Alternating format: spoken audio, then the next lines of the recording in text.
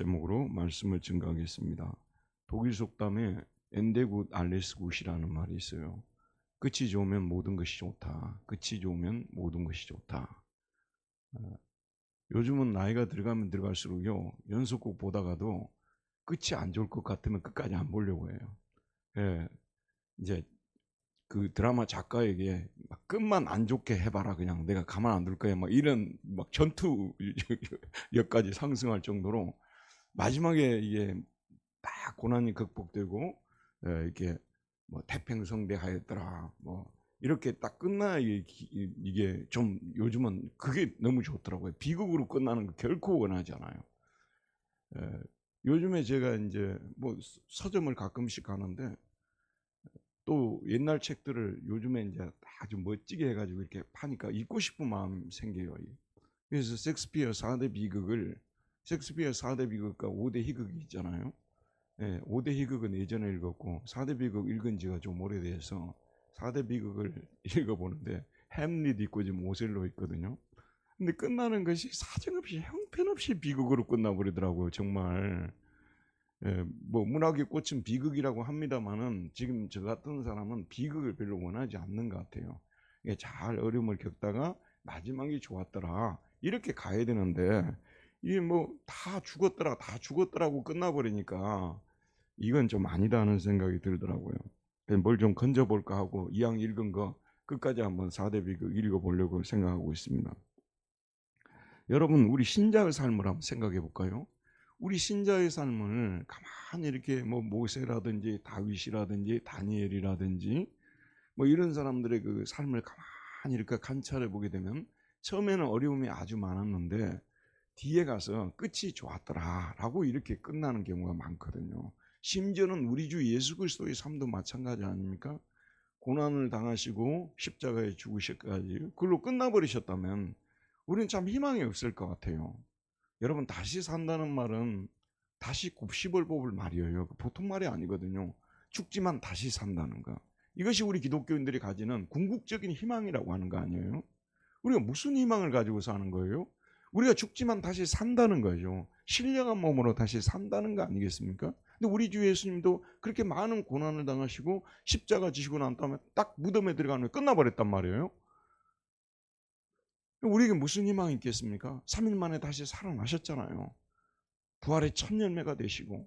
그래서 우리도 예수님을 믿고 따라가면 죽기는 죽지만 다시 산다는 이런 소망을 가지고 우리가 살아야 되거든요. 제가 여러분 설교에서 가끔씩 말씀드립니다만은 우리 기독교인들의 그 덕목 중에 최고의 덕목이 믿음, 소망, 사랑 아니에요? 근데 우리 개신교는 믿음만 강조하고 천주교는 사랑만 강조하는 거예요. 가운데 그걸 쏙 빼버린 거예요, 소망을. 근데 기독교는 소망의 종교예요. 그러니까 제가 여러분 자주 말씀드리잖아요. 로마서도 읽어보면 믿음과 사랑만 나오는 게 아니에요. 소망이란 말이 몇 번이나 나오고 있어요. 소망이 그렇게 중요한데 얼마나 이 소망이란 말이 나는 좋은지 몰라요. 그게 소망 때문에 사는 거예요. 소망이 있다는 믿음 속에 사는 거 아니에요, 여러분? 그런 믿음이 있을 때도 사랑도 되는 것이고 이렇게 되는데, 이 요셉의 삶은 우리가 읽을 때마다 기분이 좋아요. 지금 제가 요셉을 왜 읽었겠어요? 성경 이렇게 표가 그렇게 돼 있으니까 가는 거예요. 지금 이제 토요일 날은 출애굽기 읽으면 이제 1장부터 10장까지 꼭꼭 따라가려고 해요. 왜냐하면 미뤄놓으면 나중에 더 많이 읽어야 되니까. 참 성경 읽는 시간보다도 거룩하고 또 정말 은혜스럽고 또 심지어는 막 기분까지 좋아요. 읽고 넘길까 하다가도 그냥 읽으면 너무 좋은데, 올해도 여러분 성경 읽기 부지런히 하시기를 바랍니다. 제가 이번에 읽는 가운데서 특별히 오늘 말씀이 좀 부딪혀 와서 여러분하고 좀 나누려고 하는데, 요셉의 삶에 대해서는 우리가 너무 잘 알지 않습니까?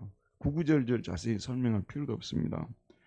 요셉은 인생의 그 처음의 시간이 있잖아요. 적어도 한 뭐 17살부터나 그때부터 시작해서 고난을 당하는데, 아버지가 요셉을 편애하고 형제들이 그거 싫어가지고 요셉을 구덩이에 빠뜨려 버리고 미디안 그 상인한테 팔아서, 요셉은 사실 가족 때문에 일찍부터 큰 상처를 안게 됐어요. 가끔씩 제가 말씀드립니다만은 가족이 나에게 가장 참 기쁨을 주는 가족이 돼야 되는데, 생각보다도 가정들을 살펴보게 되면 가족에 대한 그 아버지에 대한 어머니에 대한 그 좋지 않은 그런 모습들이 일평생 동안 가는 거예요. 이게요. 생각보다도 가족 때문에 이 상처가 많다는 것을 우리가 압니다. 그래서 여러분 가끔 뭐 상담하는 분들 이런 분들 보게 되면요, 우리 기독교에서도 뭐 내적 치유 이런 거 있잖아요. 그런 거 보게 되면 거의 그 올라가 가지고 가족 때문에 받은 상처 치유해 주는 것이 상당히 많다고 저는 보거든요. 요셉은 일찍부터 가족 때문에 큰 상처를 받은 사람이에요. 그래 이제 미디안으로 여러분 애굽으로 팔려가 가지고 거기서 보디발의 그 집에 가정 총무가 되지 않습니까? 그때 이제 막 일이 잘 풀리기 시작했어요. 그래서 그 보디발의 집 전체를 다 관장하는 총무가 돼가지고 열심히 일하고 보람도 느끼고 돈도 벌고 잘 나가고 있는데, 그 보디발의 아내가 요셉이 너무 잘생겨가지고 요셉을 유혹해서 결국은 자기 뜻대로 안 되니까 요셉한테 혜미를 뒤집어 쓰워가지고 요셉이 또 애국 땅에서 고난을 당합니다. 형제들 자기 집에서 고난을 당했는데 애국 땅에 와서 또 고난을 당해요. 사람이 참 이렇게 어려운 삶을 사는 사람들 모두가 다 이렇게 살지는 않는데, 요셉은 애국인들로부터도 고난을 당하는데, 그래서 여러분 잘 아는 대로 감옥에 들어가 있지 않습니까? 근데 요셉 부분을 읽을 때요, 참 은혜가 되는 것이 뭐냐면, 일이 잘 안 풀리고 어려운 상황에 놓여 있을 때도, 하나님을 원망하고 불평할 수밖에 없는 상황에 들어갔어도 요셉은 하나님과 함께하였고, 그 함께하는 모습을 주변 사람들이 볼 수가 있었다는 것을 성경이 의도적으로 기록해 놓거든요. 나는 이 부분을 이번에도 읽으면서 우리 그리스도인은 일이 잘 풀릴 때든지 잘 풀리지 않을 때든지 하나님과 동행하는 삶을 살아야 되고, 주변 사람들도 이렇게 일이 잘 안 풀리고 어려운데도 저렇게 하나님과 동행하면서 사는 사람, 저 사람이 참 크리스찬이 아니겠느냐, 이런 말을 들을 수 있다는 거. 요셉을 읽을 때 참 이 부분이 항상 은혜가 돼요. 요셉이 감옥에서도 형통하였더라, 간수로부터 사랑을 받았더라, 이런 말씀이 나오고 있거든요. 자, 여러분 이제 외국에서도 고난을 당해요. 그런데 여러분 극적으로 상황이 바뀌게 되죠. 요셉이 꿈을 해석하는 은사를 받아가지고 감옥에 있을 때 떡 굽는 자와 술 맡은 관원 꿈을 해석해 준 일이 있지 않습니까? 그래서 술 맡은 관원은 복원이 되고, 그 다음에 떡 맡은 관원은 처형이 되고, 이 사건이 있었는데 나가면 나를 좀 기억해서 끄집어내달라고 했는데, 이 술 맡은 관원이 까마득하게 잊어버리고 있었지 않습니까? 그런데 바로가 심상치 않은, 잠을 이룰 수 없을 정도로 무서운 꿈을 2번이나 꾸지 않습니까? 이 꿈을 해석할 사람을 애굽 전역에서 찾아보았지만 당시 애굽은 박사들도 많았어요. 그러니까 뭐 세상 학문을 통달하는 사람들이 너무너무 많았는데도 불구하고 그 애굽의 그 박사들 중에서 이 꿈을 해석할 수 있는 사람, 바로의 꿈을 해석할 사람이 없었는데, 마침 술관원이 예전에 있었던 일을 바로에게 해줘서 바로가 요셉을 데리고 오게 한 후에 이제 요셉이 꿈을 해석해 주어서 요셉의 인생이 완전히 역전이 되는 상황이 펼쳐지고 있다는 것을 알고 있죠, 여러분. 그래서 이제 애굽의 총리가 되어서 바로 다음의 자리에서 총리가 되어서 다스리는 그런 명예를 얻게 되고, 또 온의 제사장 보디베라의 딸 아스낫과 결혼해서, 사실 이 부분이 좀 어두운 부분이에요. 그때 왜 그렇게 제사장들이 많았을까?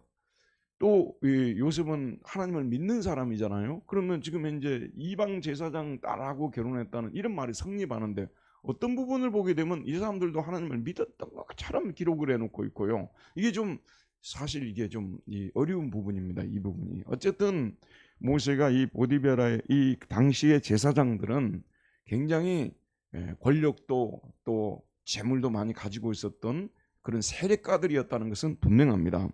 그래서 오늘 제사장 보디베라의 딸 아스낫과 결혼을 시키죠. 그래서 여기서 요셉이 2 아들을 얻게 되는데, 이게 이제 창세기 41장 50절에 나오는 말씀입니다. 흉년이 들기 전에 요셉에게 2 아들이 나되 곧 온의 제사장 보디베라의 딸 아스낫이 그에게 낳은지라. 여러분 보세요. 지금 다 죽었다고 생각했는데 감옥에서 나와가지고 꿈을 해석가지고 애굽의 총리가 돼버렸어요. 엄청난 이 일이 벌어져 버린 거예요. 이 작은 교회에서만 목회하던 제가 어느 날 갑자기 제가 우리나라 제일 큰 교회로 간 거나 마찬가지 아니에요. 그런 기도 해줘야 되겠어요? 안 해줘야 되겠어요?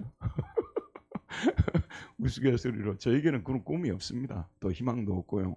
그런데 요셉에게 그런 극적인 일이 벌어지게 된 것입니다. 그렇게 벌어지게 된 거예요. 그리고 이제 그런 명예와 권력도 얻었지 않습니까? 그런데 또 이게 결혼까지 하게 됐어요. 근데 결혼을 했는데 아기를 못 낳을 수도 있지 않습니까? 근데 또 아기를 또 금방 가지게 돼서 두 아들을 낳게 됐는데, 자 여러분 51절 우리 다시 한번 집중해서 읽어봅시다. 시작. 요셉이 그의 장남의 이름을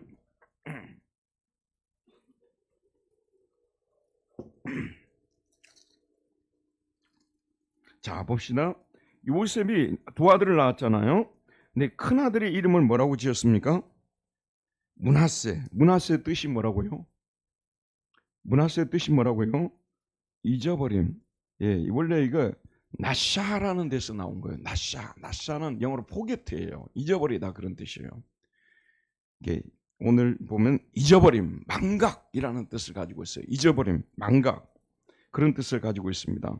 그래서 그의 장남의 이름을 망각이라 하였으니, 잊어버림이라 하였으니, 하나님이 내게 내 모든 고난과 내가 지금까지 겪었던 모든 고난, 고통스러운 세월과 내 아버지의 온 집 일을 잊어버리게 하셨다. 이게 17살 때 겪었던 그 형제들에게 팔리는 이 그 사건이 늘 자기에게 떠오르고, 연속극으로 말하자면 막 자다가도 막 식은땀이 일어나서 그 꿈을 꾸고 일어나고 이런 상황이었는데, 오늘 말씀에 보게 되면 하나님이 내게 내 모든 고난과 내 아버지의 온 집 일을 잊어버리게 하셨다. 왜냐하면이라고 돼 있어요. 왜 이름을 이렇게 돼 있냐면 우리나라는 비코스가 빠졌어요. 근데 히브리어는 분명히 키가 나와요. 왜냐하면이라고 나와 있어요. 왜 장남의 이름을 망각이라고 지었냐 그러면요, 하나님이 그 이유는 하나님이 내게 내 모든 고난과 내 아버지의 온 집을 잊어버리게 만드셨기 때문이다. 이것이 기나샨이라고 되어 있는데 영어로는 caused to forget입니다. 이게 잊어버리게 만드셨다는 거예요.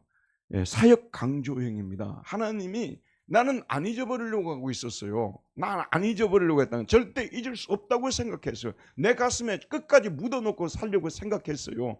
도대체 내가 집에서 일어났던 형제들과 이 일을 내가 어떻게 잊을 수 있겠노라고 하면서 나는 절대 이 일을 잊지 않겠다고 했는데, 하나님이 예, 애굽의 총리도 되게 하시고 또 이렇게 결혼도 하게 하시고 자식도 낳게 하셔가지고 그때 일을 다 잊어버리게 만드신 거예요. 여기 보면 주어가 하나님이십니다. 하나님이 그를 잊어버리게 만드셔요. 여러분, 저와 여러분도요, 잊을 수 없는 일, 생각만 하면 막 속이 상하고 고통스러운 일, 잘 들으세요 여러분. 하나님이 잊어버리게 하실 때가 왔을 때 드디어 잊어버리는 거예요. 아무리 잊어버리지 않으려고 잊을 수 없다고 하던 그런 일들도요, 하나님이 잊어버리게 할 때는 그때는 진짜 잊혀지는 거예요. 이게 놀라운 일입니다. 이 말씀이 저는 참 많이 와닿아요. 궁극적으로 우리 인간은 그런 일들을 못 잊어요. 햄릿이 자기 어머니 아버지가 자기 삼촌의 아버지 동생이죠. 숙부가 아버지를 독살하고 자기 어머니하고 막 이렇게 결혼해 버렸다 그 말이에요. 어찌 그것을 잊겠어요? 그러니까 막 악령에 시달리고 막 이렇게 막 헛것이 보이고 막 이런 일들이 벌어지게 되지 않습니까? 여러분, 우리 그리스도인에게 일어난 고통스러운 일들은요, 하나님이 잊어버리게 할 때 비로소 잊혀지는 거예요. 이게 참 놀랍습니다, 여러분. 자, 그 다음에 두 번째 아들의 이름을 뭐라고 했습니까? 자, 그 다음에 몇 절이죠? 52절 한번 읽읍시다. 시작. 차남의 이름을 에브라임이라 하였으니 하나님이 나를 내가 수고한 땅에서 번성하게 하셨다 함이었더라. 여기 보면 에브라임이란 뜻이 뭐죠? 창성함이라는 뜻, 번성함, 창성함이라는 뜻이에요. 이게 에브라임이라는 뜻이 그런 뜻입니다. 번성, 이거의 파라에서 나온 거예요. 그래서 차남의 이름을 에브라임, 번성이라 하였으니 하나님이 나를 내가 수고한 땅에서라고 번역이 되어 있는데요. 우리말 성경에 수고한 땅에서 이건 너무 애매모호해요. 억압당하는 땅에서, 학대받은 땅에서 번성하게 하셨다라고 말씀하고 있는 것입니다. 누가 그랬다고요? 자기는 번성할 줄 꿈에도 몰랐어요. 감옥에서 나올 생각도 못하고 있는데 번성까지 할 생각을 했겠어요? 여러분, 여기 앉아있는 우리 청년들도 일이 잘 안 풀리고 그럴 때는요, 내가 번성을 하게 될 것이라는 거, 모든 사람이 부러울 정도의 그런 자리에 들어갈 것이라고 아무도 생각을 못하는 거죠. 근데 어느 날 딱 돌이켜보니까 하나님이 나를 지난날은 다 잊어버리게 만들고 번성까지 하게 만드시는 그런 경험을 내가 하는 거예요. 내 인생에 어떻게 이런 일이 일어날까? 이런 일이 벌어지게 되는 거예요. 그래서 오늘도 보게 되면 그 이유를 말하고 있어요. 왜 이름 둘째 아들의 이름을 에브라임이라고 지었나? 그 이유는 여기도 끼어요. 하나님이 나를 내가 억압당한 땅에서 번성하게 창성하게 하셨기 때문이다. Cause to make fruitful입니다. 여기에서도 하나님이 주어예요. 하나님이 힘을 써가지고, 하나님이 압력을 가해가지고 풀려나게 만들고, 결혼하게 만들고, 총리가 되게 만들고, 열매가 열리게 만들고, 그것도 열매가 가득 차게 만들고, 이렇게 번성케 하셨다는 주어가 하나님이시라는 것을 볼 수가 있습니다. 자, 여러분, 요셉에게 임한 복들은 첫째로 두 가지입니다. 첫 번째는 뭐냐면 잊어버림의 복, 망각의 복입니다. 못 잊어버려가지고 잠을 못 이루는 사람 얼마나 많습니까? 그 쓰라린 옛날의 그 경험들 있잖아요. 고통스러운 시간들, 아무리 잊으려고 해도 잊혀지지 않아서 이 고통당하는 사람들이 얼마나 많습니까? 여러분, 하나님이 우리에게 복을 주실 때가 되면요, 이게 이제 문제는 때가 임해야 되는 거예요. 카이로스가 와야 되는 거예요. 하나님이 일하실 때가 되는 거야. 그러니까 도저히 잊을 수 없는 그 고통스러운 쓰라린 그런 고통 기억들을 어느 날 하나님께서 몽땅 그냥 통째로 다 잊어버리게 만드는, 그때 그런 일이 일어났었는지조차도 모르게끔 만들어 놓는다는 그런 말씀이에요. 야, 저는 이 말씀이 그냥 실감이 납니다. 여러분, 실감이 나. 가끔씩 제가 그 예전에 그 시골에서 있었던 삶, 또 막 신학교 다닐 때 그 힘든 삶, 그 다음에 외국에서 목회할 때 막 그런 힘든 삶, 그때 좀 힘들게 했던 사람들도 있고 막 이랬거든요. 근데 여러분 들어보세요. 어느 순간부터는 그런 일들이 거의 떠오르지가 않는 거예요. 가끔 이제 집사람한테 그런 일이 있었냐고 제가 물어봐요. 그런 상처들도 다 치유가 되어버렸어요. 언제 그렇게 됐는지도 몰라요. 망각하는 복을 저에게 주신 거예요. 망각하게 하는 것도 이거 하나님이 우리에게 주시는 복입니다. 여기 앉아있는 여러분들도 어떤 때는 막 문제가 잘 안 풀리고 막 기도했는데 응답도 안 되는 것 같고, 오히려 원하는 일은 안 이루어지고 원하지 않은 일들은 막 나에게 이루어져 버리고, 여러분 이런 삶이 계속될 때에도요, 잊지 마시기 바랍니다. 이런 일을 다 잊어버리고 생각조차 안 날 그런 날이 여러분에게도 반드시 올 줄 믿습니다. 이게 우리 하나님께서 우리 사랑하는 백성들에게 주시는 커다란 복입니다. 이게 망각의 복입니다, 여러분. 두 번째는 뭐냐면 번성하게 하는 복입니다. 학대받은 땅에서 하나님께서 이 요셉을 번성하게 하는데, 아까도 제가 말씀드렸죠. 요셉이 애굽의 국무총리가 될 것을 이만큼이라도 생각했겠습니까, 여러분? 물론 너 앞에 모든 그 형제들이 절을 할 것이라는 그런 꿈을 어렸을 때 꾸기는 했지만 그건 꿈일 뿐이고, 현실적으로 돌아와서 자기가 애굽의 총리가 될 줄을 꿈에라도 생각했겠습니까?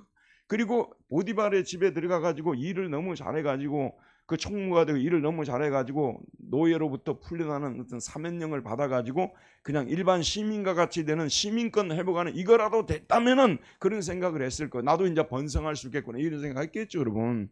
그런데 전혀 그런 상황이 아니었잖아요. 감옥에 갇혀 있는 상황이 돼버렸잖아요. 오히려 잘 나가다가 거꾸로 져 버렸잖아요. 이런 상황에서 어떻게 자기가 번성한다는 생각을 했겠습니까? 어느 날 자다가 깨니까 내가 유명해졌다는 그런 말처럼 갑자기 자기가 이게 바로 앞에 불려나가게 되고, 또 꿈을 해석하는 것은 자기에게 너무 쉬운 거야. 하나님이 자기의 그런 은사를 주었기 때문에 어려운 수학 문제를 풀라고 했으면 아마 요셉이 못 풀을 수도 있어요. 꿈을 해석하는 건 하나님이 그런 은사를 주셨기 때문에 그냥 식은 죽 먹기로 그냥 풀어버린 거 아니에요. 그랬는데 바로가 또 약속을 제대로 지켜가지고 애굽의 총리, 그 당시 애굽은 오늘날은 미국 같은 나라 아닙니까? 그런 나라의 총리로 애굽이 요셉을 세우셨다는 말씀 아니겠어요? 그리고 또 아주 명망 있고 세력 있는 제사장하고 딸하고 결혼을 또 하게 만들고, 그리고 결혼하자마자 또 아기들이 둘이나 생기게 만들고, 이런 번성케 하는 복. 여러분, 요셉이 생각해 보니까 꿈 같은 거예요. 이거는 자기가 한 일이 아니에요. 자기는 번성하려 생각조차 못했어요. 하나님이 번성시킨 거예요. 여기 앉아 계신 분들도 다 마찬가지겠습니다만은, 예수를 믿고 따를 때 우리가 무슨 번성하려고 따랐습니까? 저는 이제 교파마다 좀 다른데, 제가 이 신앙생활했던 그런 교파는요, 당시에 아까 우리 이제 김수계 권사님과 김에 대해서 이야기를 했는데, 우리 동네 김이 제일 좋은 줄 알았는데 오늘 그 장흥김을 누가 선물로 보냈어요. 우리 친구가. 권사님이 주시면 안 좋았을 텐데 안 주셨어. 집에 꼭꼭 숨겨놓고 안 주셨대요. 근데 그거 이제 친구가 보내서 이거 먹어보니까 명품, 진짜 이런 명품이 없는 거예요. 당시에 우리는요, 주일 지키려고 목숨을 걸었어요. 왜냐하면 그게 주일날 일을 해버리면, 소위 말해서 좀 김을 많이 생산하는 집은요, 하루에도 그냥 5, 600씩 이렇게 돈을 버는 거예요. 물론 우리 집 같은 집은 돈을 못 벌지만, 그런데도 우리 장로님들이 거기 그 주일은 우리 일을 안 했어요. 옆교회가 있었어요. 좀만 가면은 옆교회가 있었는데, 그 옆교회는 당시에 상황윤리를 받아들였어요. 주일날도 일할 상황이면 일을 해야 된다고 보는 입장이죠. 그러니까 우리는 목숨을 걸고 주일을 지켰어요. 그게 우리에게는 유일한 신앙생활하는 관심사였지, 예수를 믿어서 복을 받아가지고 번성하고 그런 생각 꿈에도 안 했습니다, 여러분. 그리고 그때 60년대, 70년대, 80년대 얼마나 어렵게 살았습니까? 번성할 생각이 안 왔어요. 여의도 순복음교회 같은 경우는 예수 잘 믿으면 막 번성한다고 그렇게 가르쳤지만, 우리 장로교는 그렇게 전에 가르치지 않았습니다. 그런데 저를 비롯해서 많은 우리 믿음의 동료들, 함께 신앙생활 했던 분들 보게 되면요, 하나님께서 그들을 다 번성하게 하셨어요. 본인들은 그런 걸 생각지도 않고 구하지도 않았는데 때가 되니까 하나님이 다 번성하게 만들어놨어요. 저는 예수 믿는 사람들이 특별한 예적인 상황이 아닐 경우는요, 영적으로든 또 이 세상에서 하는 일들이로든 가면 갈수록 돋는 햇빛까지 원만한 강명에 점점 빛나서 원만한 커다란 강명에 이르느니라는 잠언서 4장의 말씀처럼 하나님께서 우리를 조금씩 번성케 하는 거예요. 여러분, 곡식이 자랄 때요, 자라는 소리가 납니까? 그냥 오늘 딱 자고 일어나니까 올라가 있고, 자고 있으니까 올라가 있고 이러지 않습니까? 그러듯이 여기 앉아있는 저와 여러분도요, 번성할 생각도 안 했어요. 내 처지에 내가 세상에 소위 말해서 제일 잘 나가는 그런 애들하고 비교했을 때 나는 내가 그런 상황도 아닌데 내가 무슨 그렇게 번성한다고, 요셉과 같은 일은 나에게는 일어나지 않을 거야, 막 이런 생각 여러분 하고 있을지 모르겠어요. 그런데 어떻게 번성시킬지는 저는 몰라요. 그런데 오늘 이 말씀이 대체로 우리 그리스도인들에게 맞아요. 세월을 지나놓고 보세요. 10년 후, 20년 후, 30년 후를 지나놓고 보면 하나님이 여기 앉아있는 우리 청년들, 하나님께서 다 번성시켜 놓으셨을 것이에요. 그래서 그때 참 이렇게 하나님 주신 풍요를 누리면서 가족끼리 하나님께 예배드리고 하나님을 섬기기에 열심을 내고 그런 날이 분명히 올 것입니다. 요셉이 자기가 번성하려고 기도한 적도 없고요, 그걸 바라지도 않았어요. 그런데 때가 되니까 하나님께서 요셉의 삶에 이런 어마어마한 것들을 예비해 두고 있었던 것입니다. 다른 목사님들은 가끔 이렇게 신학교 갈 때 막 꿈을 세우고 나는 뭐가 되겠다 그래. 저는 그런 거 생각해 본 적도 없습니다, 여러분. 저는 그냥 신학교 가면 죽는 줄 알았어요. 신학교 가면 죽는 줄 알았다니까요. 완전 인생 망했다고 생각하고 그랬어요. 근데 하나님께서 망하게 하지 않으시더라고요.